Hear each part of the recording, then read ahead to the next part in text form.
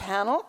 And it's over to Mimi Luke, who is a kidney transplant recipient. Mimi?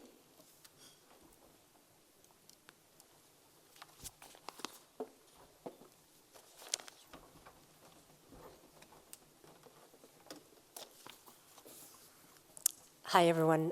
You've already met me. My name is Mimi Luke, and I was so fortunate to have received my kidney 2.5 years ago from my American friend who lives in Seattle. And, you know, I was so grateful that that happened.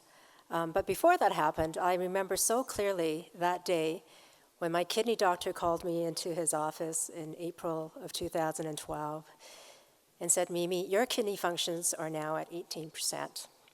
So you're going to have to start thinking about dialysis and what form of dialysis you want to go on. Or better yet, if there's a living donor that can donate his or her kidney to you, that would really be the ideal situation. And I thought to myself very sadly, you know, none of my family members are healthy enough to do that. I knew that right away, sitting in that office. And I thought, how in the world do I go about finding someone to donate his or her kidney to me? And, I was so fortunate that my friend stepped up and said he would do that. But before he did that, I did look at all the possibilities possible to receive an organ transplant, because clearly that was the best alternative, the best treatment. And I actually had a friend who lived in Spain, and Spain has presumed consent. And I emailed him and said, tell me more about the policy in Spain. And he said, well, it's presumed consent. You are presumed to consent to organ donation unless you opt out. And he said, but unfortunately for me, I'm not a resident or citizen of Spain, so I won't qualify for that. But this is a topic that I was introduced to very early on and definitely have a great interest in. And this very session is actually about the question of whether legislation to adopt presumed consent would increase the number of kidney transplants and organ donations in British Columbia. As you've already heard, we know 95% of British Columbians say they support organ donation, while fewer than 19% are actually registered to donate their organs. So at this time, I'm pleased to introduce Mr. Joel Solomon, who is the chair of Renewal Funds, Canada's largest social venture capital firm. He is senior advisor with RSF Social Finance, a founding member of the Social Venture Network, a member of Business for Social Responsibility, member of Tides Canada Foundation, and the board chair of Hollyhock, a lifelong learning institute here in BC. Joel, who is a transplant recipient, will be speaking in support of presumed consent legislation. Joel?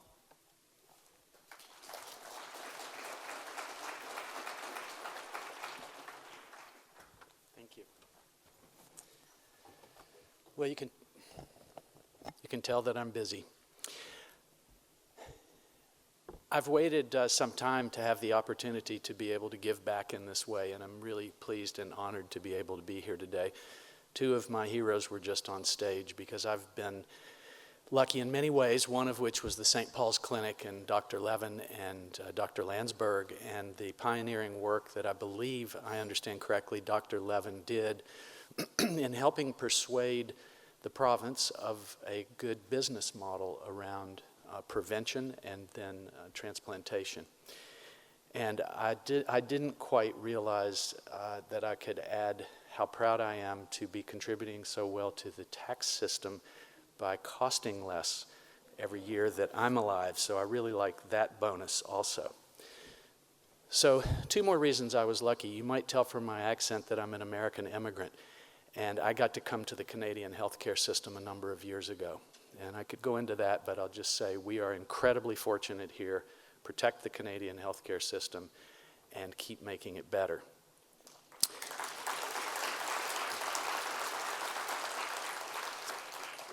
And the next reason is that a friend gave me her kidney. And my situation was polycystic kidney disease. I knew that my family for many generations had had it and that no one had lived through it other than with dialysis. And I watched several people in my family die from it. In my 20s, I was diagnosed and confirmed. Fortunately, my sister got the other gene. And there were some good things about really facing mortality, which is it helped me get my act together better and figure out what to do with my life in a way that I hoped had some meaning and purpose. But meanwhile, I went on and I actually lasted fairly well. When I came to Canada, I went into the St. Paul's Clinic for prevention care. And I want to put in a word here for what has been an unbelievable series of healthcare professionals that I've had exposure to, even in a building that might be getting a little old. Everything else, the people have been just extraordinary, and I really appreciate them. So I got the 18% notice also to start preparing for dialysis. My blood type is B positive, which is more rare, and they said 12 to 13-year wait on the on dialysis, waiting for a cadaver, and that the only other option was to find a kidney. And so that's an interesting concept, of course, that a lot of you have thought about. And what I did was put together a list of people that I was willing to share this information with and let them know the facts. And I was really pleased with how St. Paul's had set up ways for people to call and check privately and anonymously from me. And then one day, as I was getting down to 12% and 11%, I got a phone call from my old friend, Siobhan Robinson, telling me that she was going to give me her kidney. Now, some of you know what an extraordinary moment that is. So it went well. I've had no problems, and I'm 7.5 years into that. And one last thing I'll say about my personal situation is I went through the experience of rapid aging in that last year or so. I was able to work right up to the transplant, but then I went through what I call rapid youngering. And I experienced a year or two of, and this is, for those of you that might get to experience this later, where I could hear better, I could see better, I could think better. I wasn't drifting off in meetings in the afternoon and dozing and things like that. So you can imagine my family and friends and how happy this is for everyone. And again, many of you here know this. And then for all of you who are on dialysis and waiting, my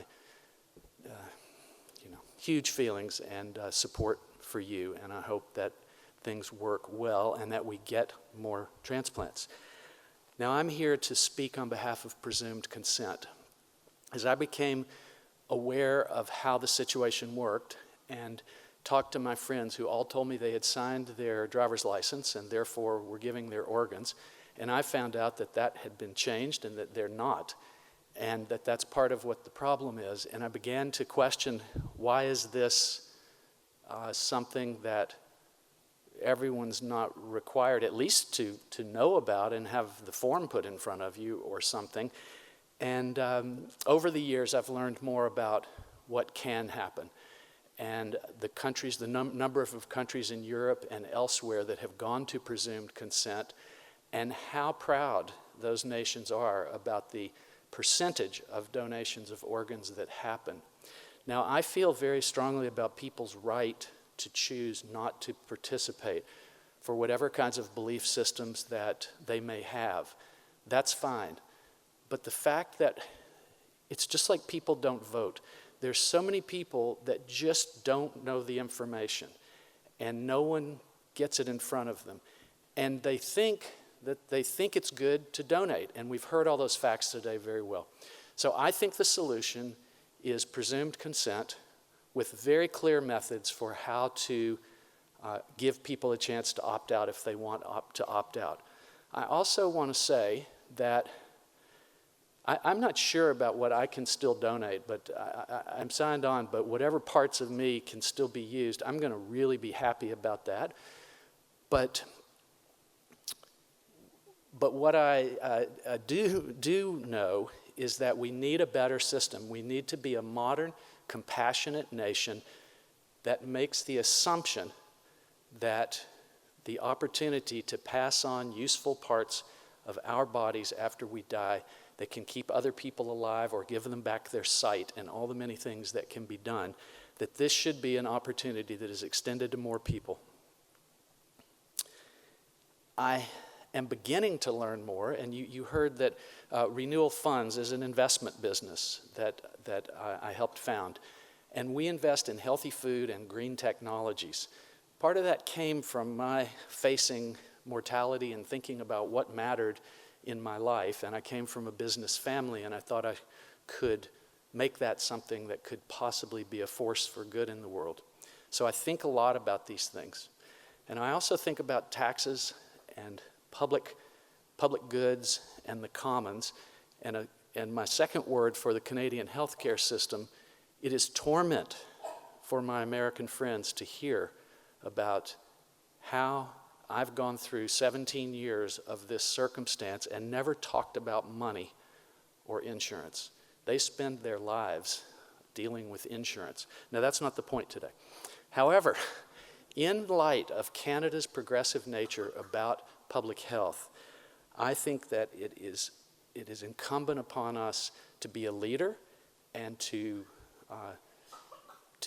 be in the forefront, and that we need to take this chance and we need to deal with what the complications may be and ensure that many of you in this audience, and that it's not only the recipients, but it's the families and friends and loved ones who care so much and go through so much suffering. By being around St. Paul's for 17 years, in many of the different forms, other than just looking at, I've looked at dialysis, I never got to do it. But there is a lot of suffering going on, and we all know this. Concern and worry and change of lives. And back to I'm an investor. A business case for public health which causes dramatic savings for the tax system and does not cost more, which presumed consent can do, seems so logical and necessary in this time of continual tax cutting and government cutbacks. I won't get too political here, but I'll just say this is a perfect kind of healthcare policy to consider. I hope that it happens.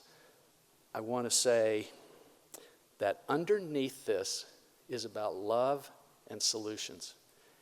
And the mark of a modern, caring nation should be about this kind of love that thinks about citizens and how to take care of us the best as possible.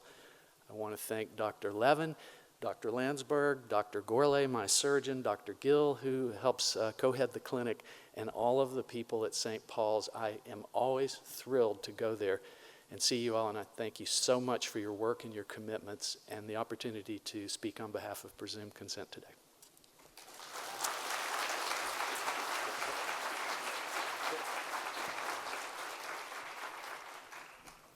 Thank you very much, Joel.